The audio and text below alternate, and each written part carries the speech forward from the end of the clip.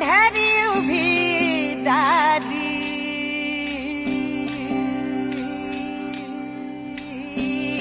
पाहे लेकरू आडवाटी. सुरुवातीला वाटलं प्रवास हा खूप कठीण जाईल, पण पहिला ओम साईराम मनात घोळताच थकवा आपोआप दूर झाला.